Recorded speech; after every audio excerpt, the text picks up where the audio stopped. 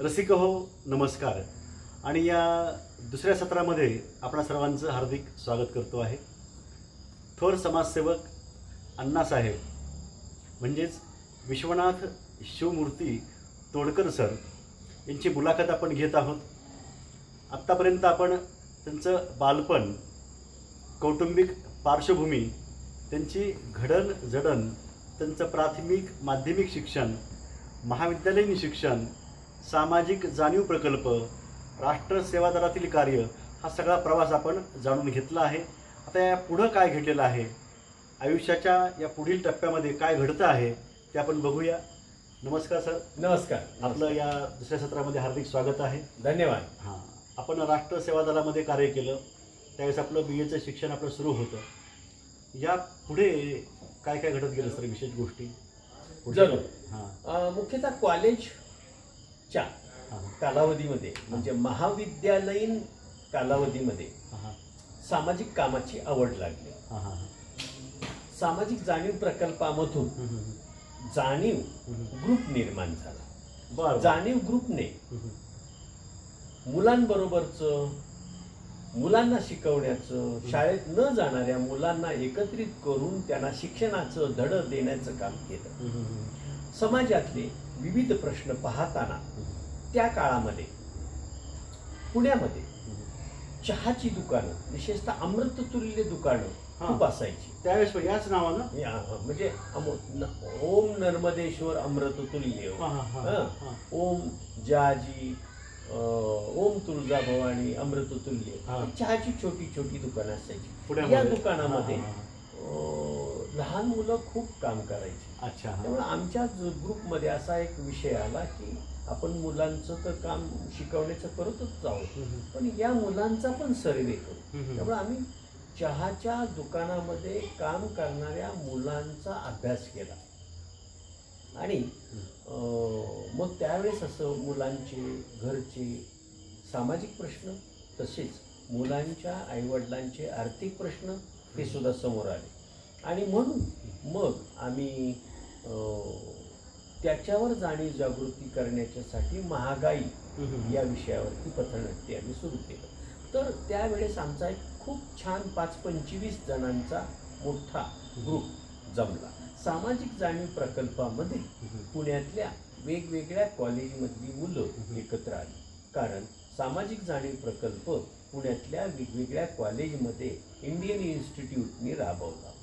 त्याचा एक चांगला फायदा असा झाला की आम्ही वेगवेगळ्या कॉलेजची मुलं ज्यांना सामाजिक जाणीवमध्ये काम करायची भावना निर्माण झाली अशी मुलं, कॉलेजचे तरुण आम्ही एकत्र आलो. Shahu college, modern college, Abasaheb Garware college, NS Wadia college, सगळी वेगवेगळ्या कॉलेजची मुलं एकत्र आली आणि असा 5-25 जणांचा एक छान ग्रुप जमला आणि त्याला आम्ही जाणीव नाव दिलं. आणि या विद्यार्थ्यांचा एक, वेगवेगळ्या कॉलेजमध्ये शिकणाऱ्या विद्यार्थ्यांचा एक मैत्री ग्रुप तयार झाला. आमचं नशीब असं की आम्हाला वेगवेगळ्या कॉलेजची विद्यार्थी मित्र मिळाली आणि मग आम्ही कलापथकं पण सुरू केली. काही नावं सर त्याविषयी ठळक नावं पथनाट्यामधील तुमचे सहकलावंत? तर खूपच, म्हणजे आता माझ्याबरोबर ते आहे सुभाष तगारे, जो माझा जिवलग मित्र आहे, पर्यायचा अध्यक्ष आहे.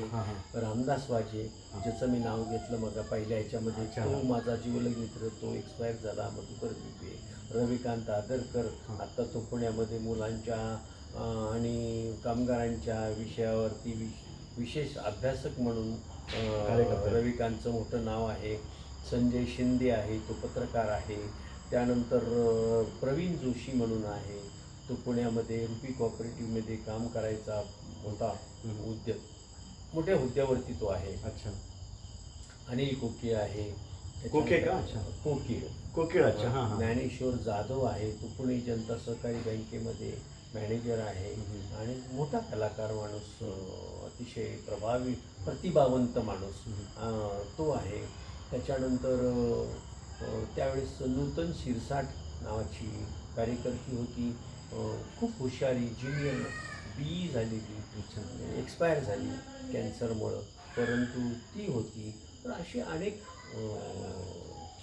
मित्र परिवार त्या काळामध्ये जो आम्ही सगळे एकत्र आलो आणि जाणीव नावाचा ग्रुप आम्ही निर्माण केला. 85पर्यंत आम्ही सगळेजण एकत्र येऊन सामाजिक विषयावरती पथनाट्य करणं आणि सामाजिक विषयावरती जनजागृती करणं अशा पद्धतीचं काम करायचं. दरम्यान आमचं कॉलेज होत आलेलं होतं. माझा प्रवास हा सामाजिक कामाचा जसा होता तसा उद्योजकतेचा पण होता. म्हणजे मला असं वाटायचं की आपण उद्योग व्यवसायातून पुढं आलं पाहिजे. कारण शेवटी गरिबीचे चटके सहन केलेलं कुटुंब आमचं आणि ते चटके काही बंद झालेले नव्हते. मी कॉलेजला असताना सुद्धा आईवडील मजुरीच करायची. त्यामुळे मला मजुरी करणं, काम करणं या सगळ्या गोष्टी एका बाजूला माझ्या चालूही असायच्या. तसं प्रत्येकाने विद्यार्थ्यांचं, प्रत्येक मित्राचंही आपला आपला विषय चालू होतं. माझ्या आयुष्यातले आर्थिक चटके हे एका बाजूला सहन करत पण सामाजिक कामाची जी गोष्ट आहे ती पण डोक्यात होती. सर, या कालखंडामध्ये वाचन कुठल्या वृत्तपत्रांचं त्यावेळेस आम्ही सकाळ वृत्तपत्र मन लावून वाचायचो. त्याच्यानंतर सकाळबरोबर केसरी होतं, प्रभात होतं. अच्छा, हां. तर हे पेपर आम्ही वाचायचो. दर शनिवारी नियतकालिक आमच्याकडे साधनाचं होतं. हो, साने गुरुजी आपण ते साधनाचं होतं. दर शनिवारी आम्ही जाणीव ग्रुपची बैठक करायचो. त्याच्यात एखाद्या विषयावरती अभ्यास, एक मंथन नावाचा आम्ही अभ्यासिका चालवायचो. त्याच्यात छान कोणाला तरी एका साधन व्यक्तींना बोलवायचो. असं एका बाजूला चालू होतं. दुसऱ्या बाजूला जगण्याचा संघर्षही सुरू होता आणि काहीतरी वेगळं केलं. असं मला एक विशेष गोष्ट तर सांगावीशी वाटते की स्वतःचं वर्तमान अतिशय बिकट आहे, संघर्षमय आहे. पुढं काय करायचं निश्चित असं ठरलेलं नाही आहे. पण इतरांच्या जीवनातलं दुःख हे कमी झालं पाहिजे. वेदना जाणावया जागवू संवेदना, सत्य सुंदर मंगलाची नित्य हो आराधना, हे वसंत बापडांचं गीत. म्हणजे सामाजिक जाणीव प्रकल्प जो आहे विलास सापेकर सरांचा, त्याचबरोबर राष्ट्र सेवा दल, यातून तुमची घडणजडण होत राहिलेली आहे. बरोबर. जाणीव शब्दावरून सर मला एक आठवलं, माझा एक सुविचार सहज सांगतो आहे की जाणीवांची उणीव असेल. बरोबर. उणीवांची तुम्हाला समजा जाणीव असेल की माझ्यामध्ये ह्या उणीवा आहेत, कमतरता आहेत, तर उणीवांची जाणीव असेल तर त्याला उपाय करता येतो. पण जाणीवांचीच उणीव जर असेल तर काय करावं? सध्या हा काळ मोठ्या प्रमाणात वाढलेला आहे. जाणीवांचीच उणीव आहे. कुणाला फारसं सुख दुःख कुठल्या गोष्टीत वाटत नाही. जवळच्या नात्यातल्या माणसाला सुद्धा वाटत नाही. इतका काळ हा सगळा काळ होणं ही माणसाची बोथट होत चाललेली आहे. आणि म्हणून ह्या सगळ्या गोष्टी जुन्या ज्या आहेत त्या आपल्या पुढे जागे केल्या पाहिजेत. पुढचा जो प्रवास आहे सर, महामानवांचा प्रभाव आपल्या आयुष्यामध्ये निश्चित पडला असेल. आपल्या देशातील विचारवंत असतील, कुणी आणखी विचारवंत असतील, पाश्चात्य किंवा साहित्यिक असतील, कलावंत असतील, आणखी कोणाकोणाचा प्रभाव आपल्यावर पडलेला आहे, विशेषतः महामानव, साहित्य, कलावंत. माझ्या जीवनावरती जो प्रभाव, जो वैचारिक प्रभाव आहे तो निश्चितपणे फुले शाहू आंबेडकरांच्या वैचारिक सगळ्या ज्या काही गोष्टी आहेत त्याचा निश्चितपणे प्रभाव आहे. त्यांची जी वैचारिक संपूर्ण मानवांना, विशेषतः दीनदुबळ्या, कष्टकरी, वंचितांच्या हक्काची भाषा जी त्यांची आहे त्यांचा प्रभाव हा निश्चितपणे आहे. आणि तोही माझ्या कामावरती दिसतो. माझ्या कामातून आम्ही बघितलं निश्चितपणे. तर तो वैचारिक वसा, वैचारिक वारसा मला माझा कामातला आधार वाटतो. सर, कुमार आहेर हे नाव ठाऊक आहे सर आपल्याला? हो. कुमार आहेर हो. ते महात्मा फुले यांच्याबाबतचा एक पात्री प्रयोग करतात. साधारणतः आपलेच वयाचे आहेत ते. बरोबर. यांची भेट त्यावेळेस काही झालेली आपली नाही. साधारणपणे आमचा जो त्या काळचा वैचारिक जो भाग होता तो दीनदुबळ्यांची, कष्टकऱ्यांची, उपेक्षितांची बाजू मांडण्याचा जो एक क्रांतिकारी विचार होता तो आमचा पथनाट्यातला मुख्य धागा होता. त्यामुळं आमचा जो प्रवास आहे तो त्या कष्टकरी वर्गाचा प्रातिनिधिक विचार हा जास्त आम्हाला त्यांच्या बाजूने, त्यांनी त्या विचाराने आम्ही प्रभावित झालेलो होतो. आणखी कुठली सर तिथली वाचनालय म्हणा किंवा कुठल्या काही व्याख्यानमाला काही असा योग आला का, वसंत व्याख्यानमाला किंवा असं? मी व्याख्यानमाल्यामध्ये वसंत व्याख्यानमाल्यामध्ये जायचो. पण एक गोष्ट अशी होती त्या काळामध्ये की दिवसभर काम करायचं, संध्याकाळी पथनाट्याला जायचं, सकाळी कॉलेज करायचं, हे ठरलेलं असायचं. ज्या काळामध्ये वैचारिक प्रभाव हा अंगात शिरत होता, त्याबरोबरच जसं मी म्हटलं की पोटाची खळगी भरणं किंवा भाकरीचा प्रश्न, रोजगाराचा प्रश्न हा सुद्धा राक्षसी होता. त्यामुळे तो राक्षसी प्रश्न हा पहिल्यांदा मनाला जागं करायचा की तुझं तू बघ काहीतरी, त्या विचाराकडे पण घेऊन जायचा. काय करायचं काय करायचं काय करायचं अशा पद्धतीचा पण भाग आयुष्यामध्ये भविष्यामध्ये रोज असायचा समोर. त्यामुळं मी काय काम करावं काय काम करावं, तर कामं तर अनेक केली. त्यामुळं असं एक झालं की काहीतरी रोजगार शोधला पाहिजे. आणि रोजगाराच्या म्हणजे त्यावेळेस मला छोट्या जाहिराती वाचायची खूप सवय असायची. त्यामुळे मी छोट्या जाहिराती वाचणं, कुठं काय काम मिळते का वगैरे असं. कॉलेज करता करता काम मिळायला पाहिजे. पाहिजेत नावाचा कॉलम असायचा पाहिजेत. आजही तो आहे. त्यामुळे मी एक रवी अँड कंपनीमध्ये कामाला लागलो. रवी अँड कंपनीमध्ये काम असं होतं की ते वेगवेगळ्या छोट्या वर्कशॉपला जॉब पुरवायचे आणि टाटा म्हणजे टेल्को, बजाज यांच्याकडची काही जे जॉब आहेत ते या छोट्या वर्कशॉपकडून पार्ट्स करून घ्यायचे आणि मग कंपनीला सप्लाय करायचे. तर माझं सुपरवायझर म्हणून एक त्यांची पोस्ट होती त्याच जागेवर. किंवा वेगवेगळ्या वर्कशॉपला त्यांनी जे काम दिलंय ते काम जाऊन चेक करायचं, चांगलं पार्ट बनवतायत का नाही, क्वालिटी बनते का नाही, आणि ते क्वालिटी जॉब व्यवस्थित त्यांच्याकडून करून घ्यायची, असं एक जॉब होतं. ते एक मला साधारणपणे 300-350 रुपयाचा काहीतरी पगार ठरला आणि मी ते जॉब केला. सकाळी कॉलेजवरून आल्यानंतर 11 वाजता 11:30 वाजता थेट त्या कंपनीत जायचो आणि 11 ते संध्याकाळी 6 पर्यंत माझा तो जॉब असायचा. बरं सर, आता BAचे तुमचे विषय सर कोणते होते? माझे इकॉनॉमिक्स होता, राज्यशास्त्र होतं, मराठी होतं. अच्छा. त्यामुळं इंग्लिश होतं अर्थातच. त्याच्यामुळं राज्यशास्त्र, मराठी, मानसशास्त्र, हिंदी, इंग्रजी 6 विषय होते. बरोबर. सर, नाटकं त्यावेळेस कुठले विशेष बघितलेले आठवतात का, किंवा सामाजिक सांस्कृतिक कार्यक्रम असे काही एखादा दुसरा कार्य विशेष त्या काळातला? त्या काळामध्ये घाशीराम कोतवाल, विजय तेंडुलकरांचं नाटक, ते पुरुष, नाना पाटेकर, त्या नाटकाने पण आम्ही बरेच प्रभावित झालो होतो. त्या काळात तिकडे पथनाट्य करायचं. जसं मी मागच्या वेळेस सांगितलं की पथनाट्यांच्या कार्यक्रमामध्ये माझं एक पथनाट्य वीणादेव मॅडमनी पाहिलं. अच्छा. अरे तू तर म्हणले फार पथनाट्य फार भारी करतो, छान करतोस, तू एकदा मला भेटायला ये. आणि त्यांना एकदा भेटायला पण गेलो आम्ही. तुला नाटकाची आवड आहे का, पथनाट्यात छान काम करतोस, तर तुला नाटकाच्या ह्याच्यामध्ये वेळ देता येईल का. पण समहाऊ माझ्या स्वतःच्या आर्थिक परिस्थितीमुळे मला तिकडे जाता नाही आलं. अच्छा. त्यांची इच्छा होती. एकदा दोनदा मला वर्गात पण म्हणाले, अरे तुला म्हणलं मी एकदा ये भेटायला तुझ्याकडे.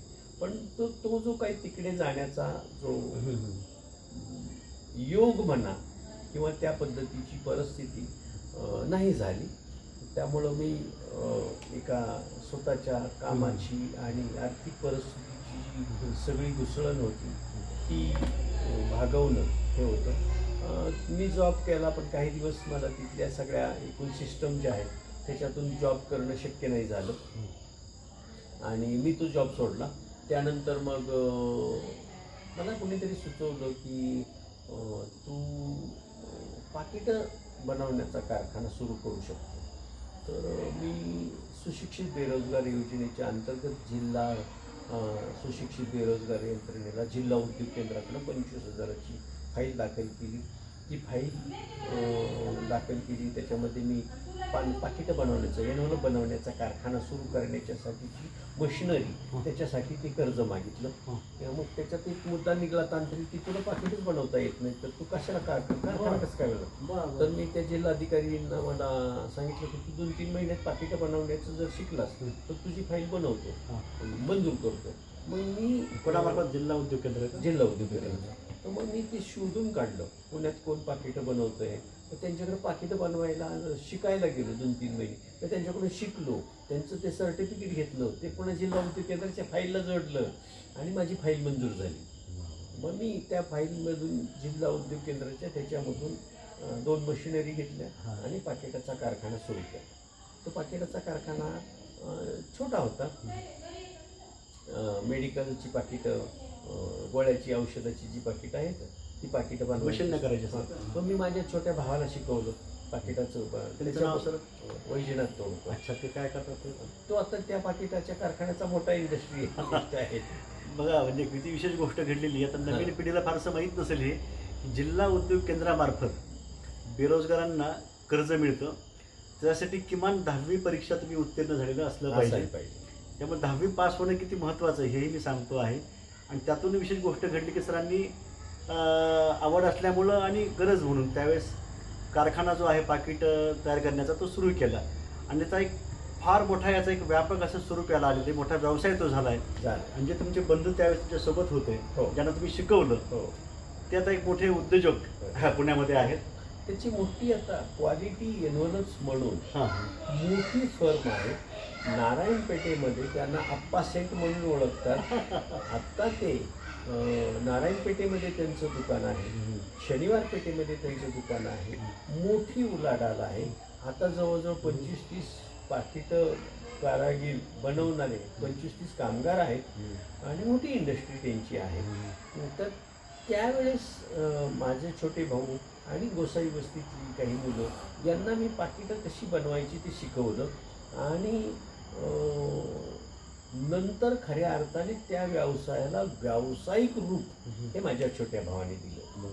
सर, त्या वस्तीमध्ये, झोपडपट्टीमध्ये तेव्हा काही महिला बचत गट किंवा असं काही चालत असायचं का? इतर कोणी त्यावेळेस? नाही, आम्हीच सुरू केला. तुम्ही सुरू केला? गोसाई वस्तीमध्ये आम्हीच व्यवसाय बचत गटात. त्या वस्तीचं सध्या तेच नाव आहे का सर आता? पण आताही गोसाई वस्तीच म्हणतात. जाधवनगरची फरक थोडा पडला असेल पहिल्यापेक्षा त्यावेळेस? बऱ्यापैकी फरक पडलेला आहे. परंतु त्यावेळेस कसं होतं की ती वस्ती राहते तिथल्या जाधव पाटलांच्या जमिनीवर.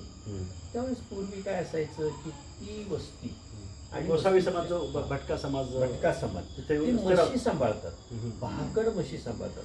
म्हणजे दुभत्या म्हशी ज्या आहेत तो मालक सांभाळतो. आटल्यानंतर भाकड म्हशी पुढचं व्यायला येईपर्यंत ते हे सांभाळतात. असा त्यांचा व्यवसाय होता.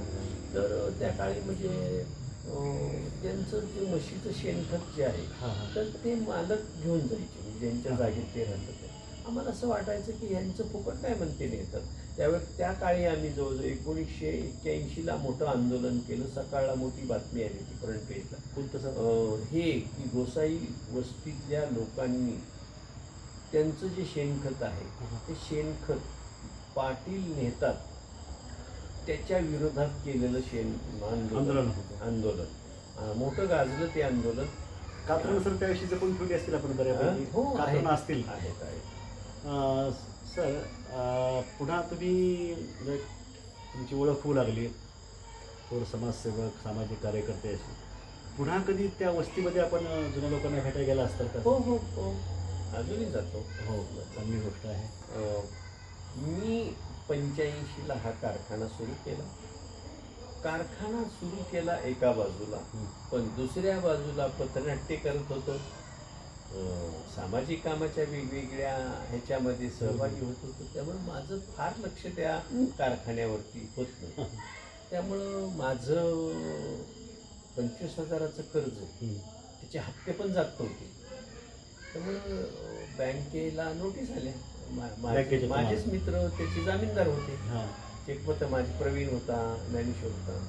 मग प्रश्न चापेकरांच्या समोर आला की अरे आता कसं काय करतो आता.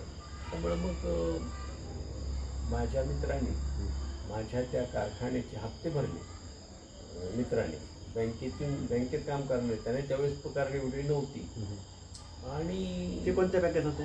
एक जनता सहकारी बँकेत होतं, एक रुपी कोऑपरेटिव्ह बँकेत होतं. त्यांनीच हप्ते भरले. कर्ज तुम्ही घेतलं होतं? महाराष्ट्र बँकेत. महाराष्ट्र नवी पेठ शाखा. ग्रामीण बँक नवी bank of Maharashtra. Bank of Maharashtra. अच्छा. तिच्याकडून कर्ज घेतले. नशा सामाजिक कामाची होती, त्यामुळे उद्योजकाची नशा तेवढी काही अंगात भिरलेली नव्हती. अशा परिस्थितीमध्ये 1986 साली सामाजिक जाणीव कार्यकर्त्यांच्यासाठी सामाजिक कृतज्ञता निधी डॉक्टर बाबा आढाव, सदाशिव अंगापूरकर, निळू फुले यांनी लग्नाची बेडी हे नाटक महाराष्ट्रभर हे करून सुरू केलं, शो करून प्रयोग करून एक 25 लाखाचा निधी, त्याहून कदाचित जास्त असेल, तो निधी गोळा केला होता. तो निधी त्यांनी बँकेत फिक्स केला आणि त्याच्या व्याजातून ते सामाजिक कार्यकर्त्यांसाठी त्यांनी फेलोशिप सुरू केली होती. तर त्या फेलोशिपला मी अर्ज केला होता. आणि सामाजिक जाणीव प्रकल्पात मी काम करत असल्यामुळं माझ्याही मनात यायचं की आपण मराठवाड्यामध्ये जाऊन काम करावं. तर ती योगायोगाने मला फेलोशिप मंजूर झाली. बरं. आणि मग मी जाणीवच्या ह्याच्यामध्ये जाहीर केलं की मी मराठवाड्यामध्ये पूर्णवेळ कार्यकर्ता म्हणून काम करायला या सामाजिक कृतज्ञतेच्या फेलोशिपमधून मी जातो. त्याच्या अगोदर जाणीवची एक पूर्णवेळ कार्यकर्ती म्हणून नूतन शिरसाठीकडे आलेली. नूतन शिरसाठी 1 वर्ष काम केलं. त्यानंतर ती परत आल्यानंतर इकडे कोण जाणार असा मुद्दा होता. मी मान्य केलं की मी जातो. आणि दरम्यानच मला सामाजिक कृतज्ञता निधीची ही फेलोशिप ही मंजूर झाली होती. ते सगळं जुळून आलं. आणि 86ला मी तो कारखाना तसाच त्या आहे ती अवस्थेत सोडून मी मराठवाड्यामध्ये पूर्णवेळ कार्यकर्ता म्हणून दाखल झालो. कारखाना भावाने भावाकडे दिला. आणि 86ला मी इकडे आलो. मी पुण्यामध्ये त्या काळी जे काही काम केलेलं होतं त्याचंच मला पाठबळ होतं. पण इकडे आल्यानंतर मला वेगळं काम करायची गरज होती. पुण्यावरून धारूर गाडी पकडली.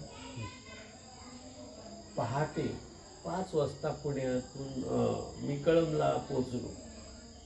अच्छा, इकडल्या मार्गे होती गाडी? ती होती पुणे धारूर. हो ना, मार्ग कळंब मार्गे. कळंब मार्गे. अच्छा, बरोबर. मला कळंबलाच उतरलं. पहाटे 5ला उतरलो.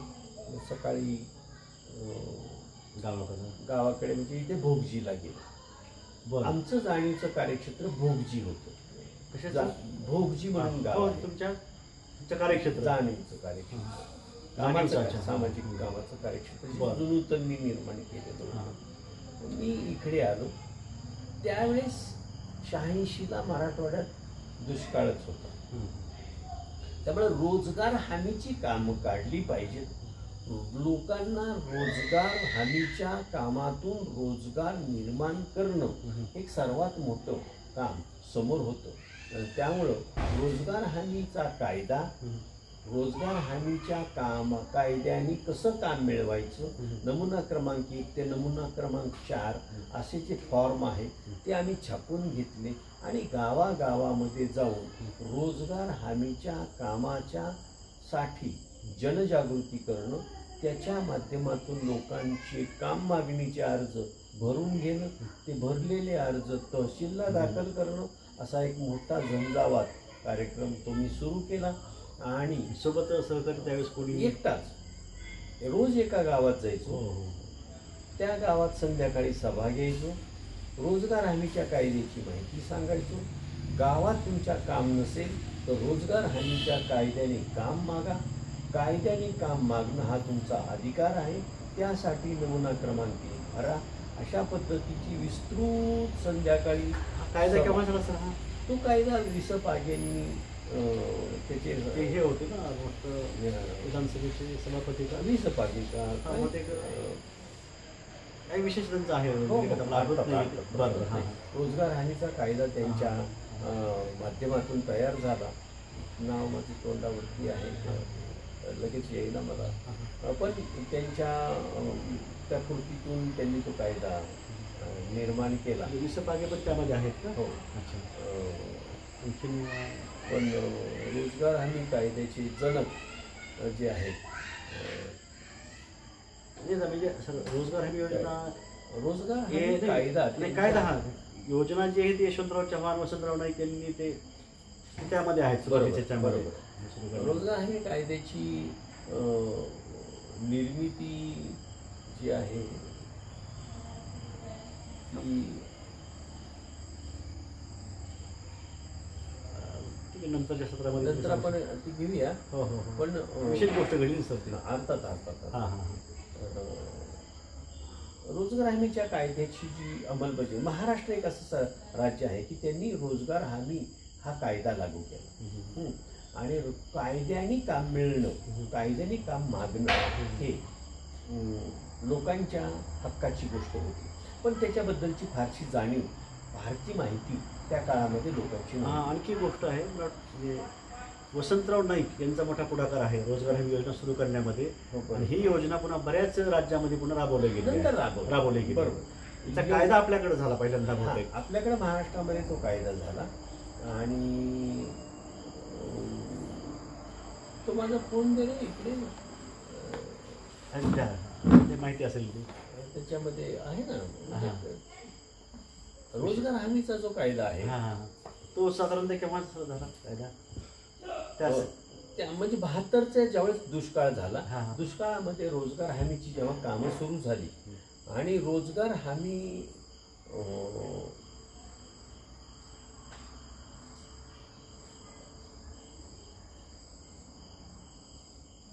कारण काय आहे की त्यावेळेस सगळ्यात मोठा प्रश्न जो होता हो अन्न वस्त्र निवारा.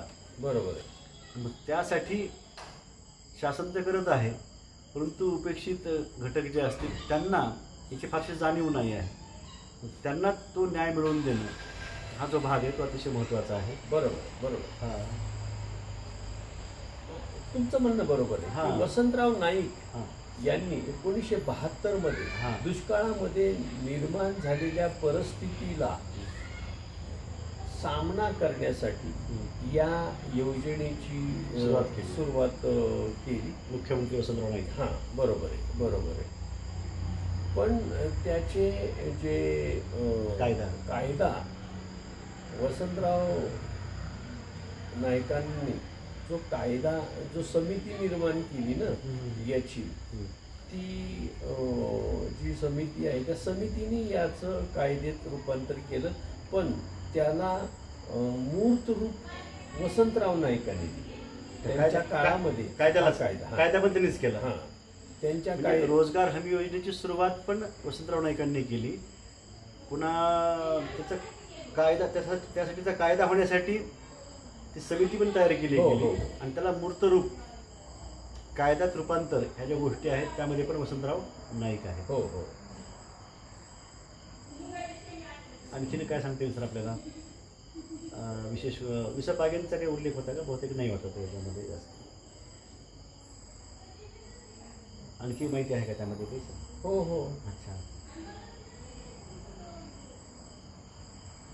हा सगळा कालखंड तुम्ही इकडं आलात. हो. कळंब भागामध्ये भोगजी या गावात सरांचं कार्य चालू आहे. हो. आणि रोजगार हमी योजना कायदा आहे, तुम्हाला हक्क आहे. बरोबर. प्रत्येकाच्या हाताला कार्य.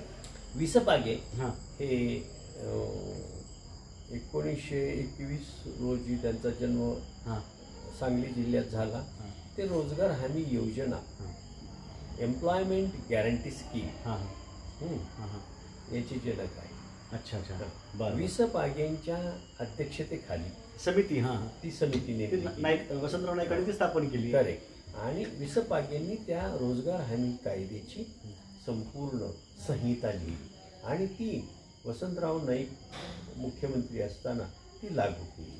त्यामुळं विसपागेंचं नाव हे रोजगार हमीच्या कायद्याशी अत्यंत घनिष्ठपणे जोडलेलं आहे. ते माझं म्हणणं होतं ते त्या बरोबर आहे. बरोबर. आणि या रोजगार हमीच्या कायद्याची सक्त अंमलबजावणी करावी म्हणून बेरोजगारांना आणि गावागावातल्या लोकांना जागं करण्याचं काम मोहीम म्हणून मी हाती घेतलं. एक साधारणतः हा कालखंड 86चा. मी 86ला हो, मराठवाड्यात आल्याच्या नंतर किती मी महिने? काय करायचो, रोज एका गावात जायचो. म्हणजे भोगजी ते इटकूर चालत जायचो. हां इटकूरला संध्याकाळी सभा घ्यायचो. हां. संध्याकाळी सभा झाली की कुणीतरी आपल्याला जेवायला बोलवावं, कुणीतरी आपल्याला मुक्कामाला बोलवावं असं मनात असायचं. साहजिकच सर. साहजिकच. आता सभा तर संपली, मग सगळी निघून येऊ का आता उद्या माझा अर्ज बोलतो, सगळ्या गप्पा टप्पा मजुरा बोलवायच्या. कुणाच्या तरी लक्षात यायचं की खोडकरांना आता काही गावात परत भोगजीला जाऊ शकणार नाही. पण तो म्हणायचं आता कुठं राहत आहोत, कसं करता अण्णा, चला जेवायला. चलत म्हणायचं. मग जेवायला चला म्हणायचं, मग त्याच्याकडे जेवायचं. आता झोपायचंच. मग त्याच्याकडं त्याच्या घरात कुठं ते कोपऱ्यामध्ये 2-4 शेळ्या बांधलेल्या असायच्या, तो बाजूला झोपलेला असायचा. आपणच तिथं म्हणायचं टाकू का इथं पोतं तुमचं, टाका पोतं. मग तिथंच झोपायचं. अंतराला जमीन पांघरायला आभाळ. बस. आणि मग सकाळी उठायचो, कुठल्या तरी विहिरीवर जायचं, आंघोळ वगैरे करायची.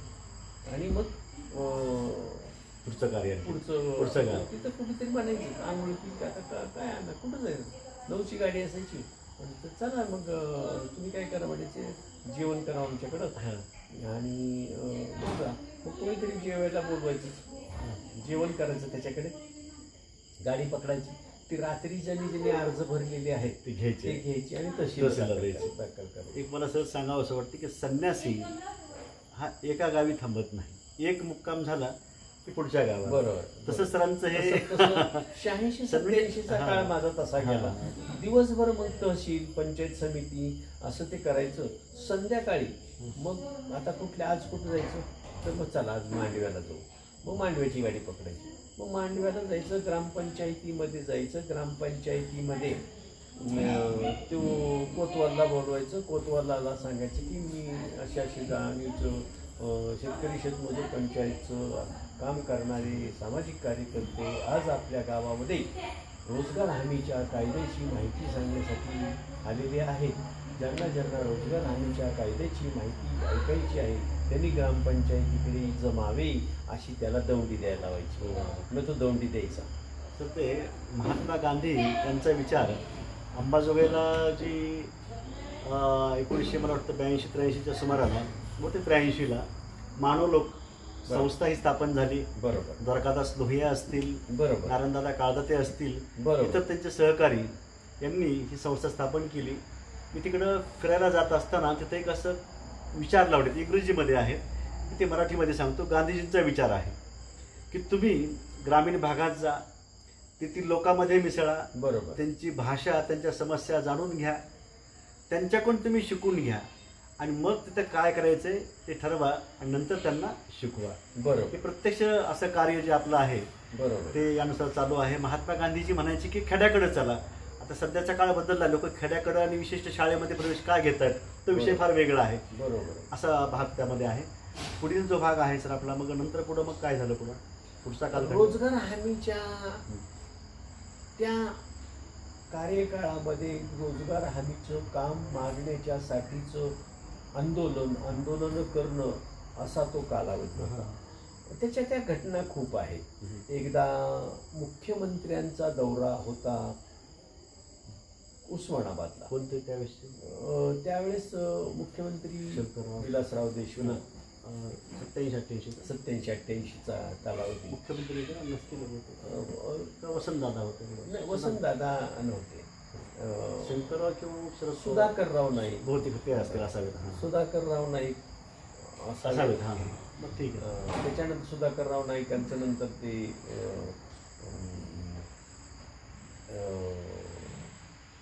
काही झालं, नंतर त्यांचं पायउतार झाले.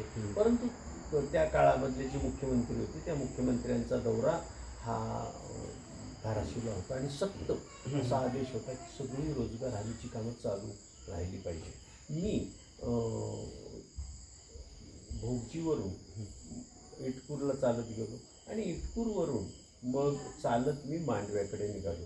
तर मध्ये रोजगार हमीच्या कामावरती असणारी सगळी माणसं अशी बसलेली आणि काम नव्हतं. तर म्हणलं मी तिथे सकाळी 12-12:30चा टाईम होता, दुपारी 12:30-12 टाईम होता. तर म्हणजे अहो काय कामच नाही. म्हणजे का काम नाही? तर म्हणजे शेतकऱ्यांनी अडवलंय. मग त्या रोजगार हमीवरती जे अधिकारी होते ते तिथंच होते, त्यांना बोलवलं, म्हणजे यांना काम द्या. त्यांनी काम अडवलंय. काम जर अडवलंय तर तुमची जबाबदारी. यांना जे काही काम ज्यांनी अडवलंय त्याचं निरसन करण्याची तुमची जबाबदारी. काम तर यांना आज मिळालं पाहिजे. जर काम नाही मिळालं, आज म्हटलं धाराशिवला मुख्यमंत्र्याचा दौरा आहे आणि मुख्यमंत्री या जिल्ह्यात येत आहे. या जिल्ह्यात त्यांचा विशेषतः रोजगार हमीच्या कामाची परिस्थिती आणि पाहणी असा दौरा आहे. आणि त्या काळात तुम्ही जर यांना काम नाही दिलं तर मी उद्या या संपूर्ण लोकांचं निवेदन घेऊन जाऊन कलेक्टरला देईन. तुम्ही जर यांना आज नाही काम दिलं तर 100% म्हणलं उद्या तुमची नोकरी राहत नाही आणि ते घालवण्याची जबाबदारी म्हणलं माझी. आणि लोकांना संपूर्ण कायदा सांगितला. तिथे जवळजवळ 4 वाजेपर्यंत गाणी, रोजगार हमीच्या कायद्याची माहिती, घागरीला भाडं असतं, हाताऱ्याला भाडं असतं, टिकावाला भाडं असतं, गमेलाला भाडं असतं. ते भाडं हे तुमचा अधिकार आहे. जी इकणं तुम्ही हत्यारं तुम्ही रोजगार हमीच्या कामाला वापरता, त्या हत्याराला सुद्धा रोजगार हमीमधून कायदेशीर भाडं मिळतं हे त्यांना पहिल्यांदा माहिती झालं. आणि मग ते त्याच्याकडे बिगून म्हणत ह्या अधिकाऱ्यांनी तर आम्हाला महिना 2 महिने झाले म्हणजे आम्ही काम करतो, परंतु ह्यांनी तर काय आम्हाला भाडं नाही दिलं. मग मी त्यांना जाऊ काय जोशी भाडं कुठे गेलं? कशाला घालणार म्हणजे काय तुम्ही काही सांगायला लागला राव, भाडं मिळतं. मी लगेच पुस्तक काढायचं, बघा ह्या कायदा. तर अशा पद्धतीचं काम झालं. मग त्यांनी मांडव्यामध्ये गेले तो अधिकारी, तिथे ते देशमुखांनी ती जमीन अडवली होती, त्याच्या काय हातापाया पडले, म्हणजे आज माझं नोकरीच जाणार आहे, तुम्ही या लोकांना काम जे काही तुम्ही अडवले ते अडवू नका. त्यांनी त्याची मांडवली केली. 4 वाजता मजुरांना काम मिळालं. त्या शेतकऱ्यांनी ते जे काय अडवलेलं होतं काम ते त्याचं अडवणं जे काही केलं होतं त्यांनी ती माघार घेतलं. काम मिळालं. ती अख्खी पांधन होती. साधारण 4 ते 7 वाजेपर्यंत अख्खी पांधन गायब झाली. एवढी लोक होती. 400-450 लोक. प्रत्येकाने 2-2 गटाडा घेतली आणि 2-2 गटाडा तर बघता बघता 3 तासात तर त्यांनी गटाड टाकलं त्या ह्याच्यामध्ये कामामध्ये. आणि लोकांना एक मोठा हुरूप आला की आपल्याला तोडकरांमुळं काम मिळालं. त्या मांडव्यावरती माझा एवढा प्रभाव झाला. संध्याकाळी त्यांनी माझा सत्कार केला. सगळ्याबद्दल. मांडव्याचं गाव कोणतं आहे? मांडवा हे आपलं जवळ इथं. हे काय मांडवा जवळ हसेगावच्या जवळ इथं नाही. मांडवा हे हसेगावपासून इकडे बावी, तेरखेडा, मांडवा, दशवेगाव अशी गावं. त्यापैकी मोठं गाव आहे मांडवा. आपला कळंबच असेल. कळंबच. आता ते गाव तालुका वाशीमध्ये आहे. अच्छा. पण मांडवा हे मोठं गाव, ऐतिहासिक गाव. शेतकरी कामगार पक्षाचं नेतृत्व करणाऱ्या नामदेवराव पाटलांचं गाव. अच्छा. मोठं गाव. तिथे गडी काही आहे का? सर गडी आहे. भाई उद्धवराव पाटलांचे नामदेवराव पाटील हे कार्यकर्ते आणि शेतकरी शेतमजूर पक्षाचे, शेतकरी कामगार पक्षाचे ते कार्यकर्ते, लाल बावट्याचे ते कार्यकर्ते. त्यामुळे तिथं तो एक विचार आणि त्याच कुटुंबातलं एक मोठं नाव तिथे होतं.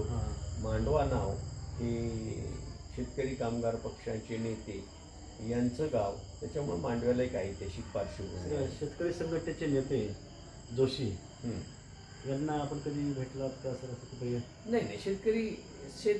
शेतकरी संघटनेचा भाग माझा कधी त्यांच्याशी संपर्क नाही झाला. पण शेतकरी कामगार पक्ष लालबावटा तर त्याचा इतिहास असलेलं ते गाव.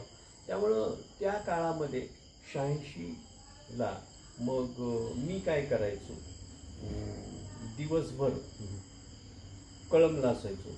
मग कळमला मी कधी कधी कॉलेजच्या इथे ज्ञानप्रसारक महाविद्यालय DPMचं तिथं जायचो, मुलांशी बोलायचो.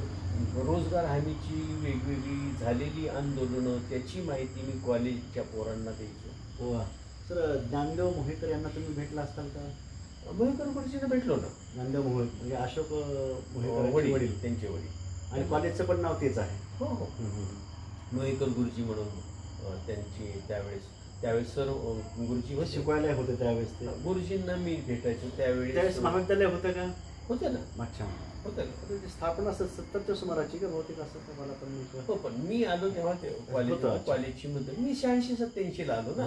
त्यावेळेस ज्ञानप्रसारक DPM कॉलेज, त्यावेळेस ज्ञानप्रसारक महाविद्यालय असं त्यांना म्हणायचं. अच्छा. नंतर मग त्यांनी नामकरण केलं मोहेकर गुरुजींच्या नावाने. अच्छा, कॉलेज नंतर केलं का हे? अच्छा, DPM म्हणायचं त्यावेळेस, ज्ञानप्रसारक म्हटलं असं काही नाव असं ते कॉलेजचं नाव होतं.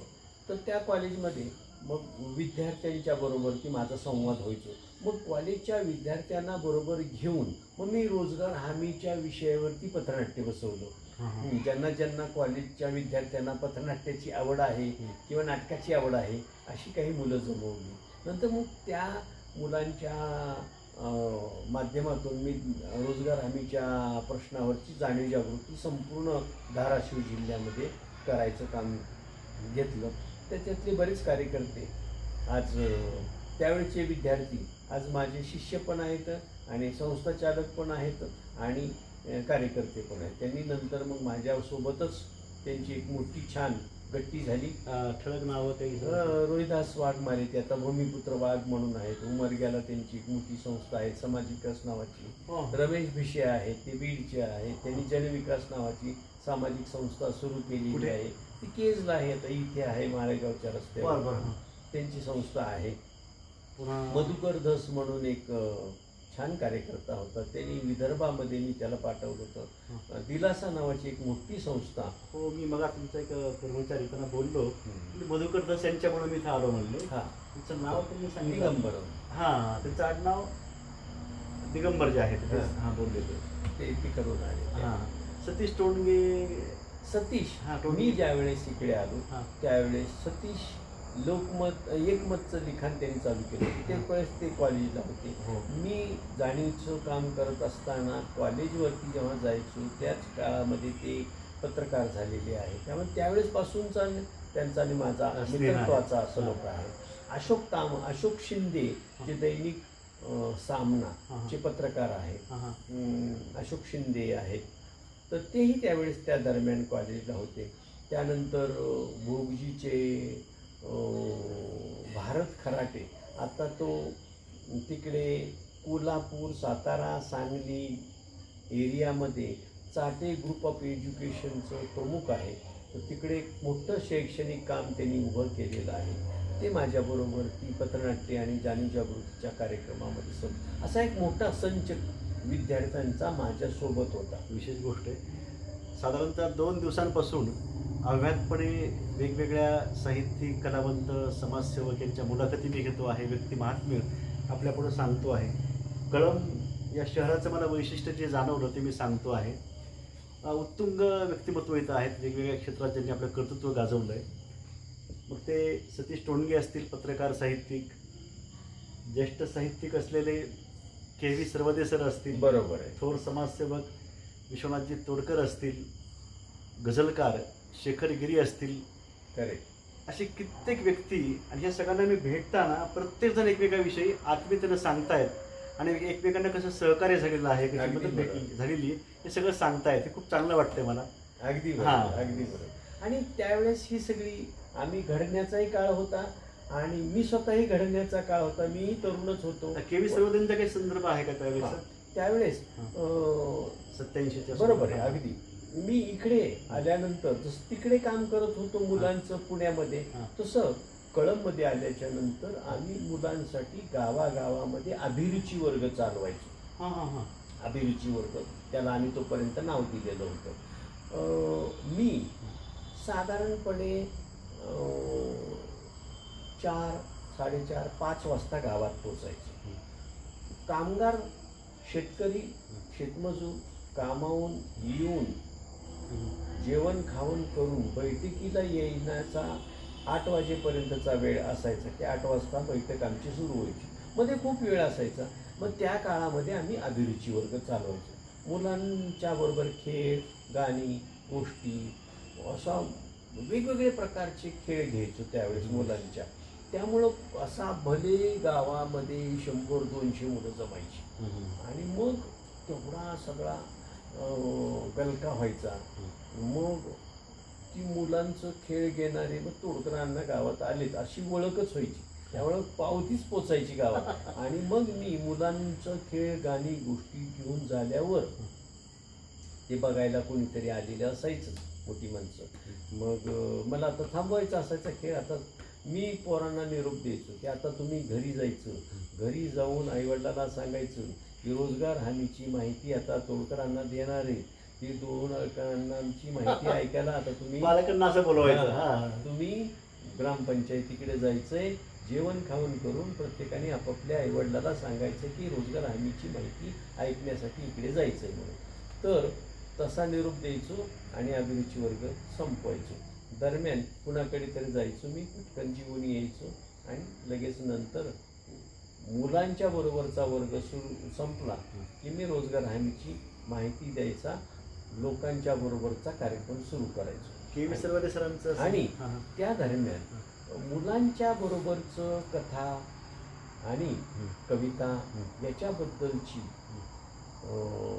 अतिशय चांगली प्रतिभावंत व्यक्ती जी आहे ती कळंबमध्ये कोण आहे, तर त्यांची माहिती घेण्याच्यासाठी शोधत मी सरांकडं 1987 साली पोचलो. के.व्ही. सरवदे 26 पेक्षा अधिक त्यांची पुस्तकं आहेत. तर तेवढी त्यावेळेस त्यांना छंद असायचा. आम्ही काय करायचो त्यावेळेस त्यांची मुलाखत घेतली मी आता. हो, ते अव्यात त्यांचं लेखन सध्या पण चालू आहे. लेखन चालू आहे आणि अत्यंत व्यासंगी माणूस आणि साधा, अत्यंत साधी व्यक्ती.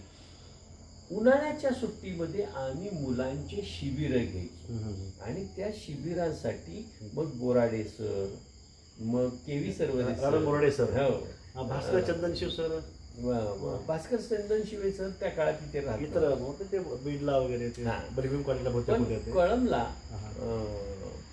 मग आम्हाला आमच्या या सगळ्या सामाजिक कामामध्ये यथोचित संपूर्ण सहकार्य करणारं व्यक्तिमत्व म्हणजे के.व्ही. सरवदे सर. त्यामुळे ते स्वतः यायचे. मुलांचं कथाकथन, काव्य वाचन असं सगळं ते भरभरून त्या कामात आमच्या सहभागी व्हायचे. त्यामुळे त्यावेळेसपासूनच के.व्ही. सरवदेंचा आणि माझा सलोखा आहे, घरोबा आहे. माझी एक विनंती असेल सर्वांना की आपण काय करतो की ठळक 2-4 नाव आपल्याला माहीत असतात. कळंबमध्ये स्थल महात्म्य सांगता येईल आपल्याला, सांस्कृतिक, धार्मिक असं. परंतु उत्तुंग व्यक्तिमत्व कोणते आहेत वेगवेगळ्या क्षेत्रामध्ये आपण अधिक चौकशी करत गेलो, माहीत करून घेत गेलो तर हे माहीत होतं, कळतं. तिथं होतं काय आपण मग अरे फारसं इथं काही विशेष काही नाही आहे. विशेष काय आहे आपल्यातलं विशेषत्व आपल्याला कळलं तर ते आपल्याला तसं त्यानुसार दिसायला लागतं. बरोबर हे मी सांगतो आहे. सर वहाब चौधरी यांच्याबद्दलची काही भेट आपली पहिल्यापासून आहे का? गायक आहेत ते. बरोबर आहे, गायक आहेत. माझी त्यांची 1-2दा भेट झालेली आहे कार्यक्रमाच्या दरम्यान आणि कार्यक्रमाचं त्यांचं मी ऐकलेलं पण आहे. इथे आम्ही कवी संमेलनं घेतली होती त्यावेळी. बरीच पुण्यात कळंबचे कवी, लेखक या ठिकाणी आम्ही मोठं कळंबकरांचं काव्य संमेलन. क्या बात आहे. तर बरीच सगळी कवी मंडळी इथे त्या कार्यक्रमाला आलेली होती. आपण आता या दुसऱ्या सत्रामध्ये पुणे येथील वास्तव्यामध्ये राष्ट्रसेवा दल सामाजिक जाणीव प्रकल्प या अंतर्गत सरांनी जे कार्य केलं त्याबाबतची आपण माहिती जी पहिल्या सत्रामध्ये राहिली होती ती माहितीसुद्धा आपण या दुसऱ्या सत्रामध्ये घेतलेली आहे. त्यानंतर सामाजिक जाणीव प्रकल्पाच्या अंतर्गत सरांनी कळंब तालुक्यामध्ये भोगजी, मांडवा इत्यादी गावांमध्ये रोजगार हमी योजना कायद्याच्या अंतर्गत लोकांना रोजगार मिळावा यासाठी जे प्रयत्न केलेले आहेत कळकळीनं, तळमळीनं, तो सगळा अनुभवाचा प्रवाससुद्धा आपण जाणून घेतलेला आहे. त्याचबरोबर मुलांना मनोरंजन करण्यासाठी के.व्ही. सरवदे सर यांच्यासारखे जे व्यक्तिमत्व, साहित्यिक, त्यांचं सहकार्य कसं लाभलं तेही आपण जाणून घेत आहोत. आणि वेगवेगळ्या समाज घटकांशी भिडताना त्यांच्या समस्या जाणून घेत असताना सरांच्याही व्यक्तिमत्वाची घडणजडण, एक भावी समाजसेवकाची घडणजडण ही इथं सुद्धा कशी होत गेलेली आहे. असं नाही की फक्त पुण्यामध्ये त्यांची घडणजडण एक सामाजिक कार्यकर्ता म्हणून झालेली आहे, कळंबमध्ये सुद्धा झालेली आहे. म्हणूनच की काय पुढील काळामध्ये पर्याय ही संस्था इथं आलेली आहे. सर, मला आता ते पुढच्या सत्राकडे वळण्याच्या आधी मला सांगावं असं वाटतं की MPSC UPSCमध्ये मी मुलांना नेहमी सांगतो 4 पर्याय असतात. बरोबर.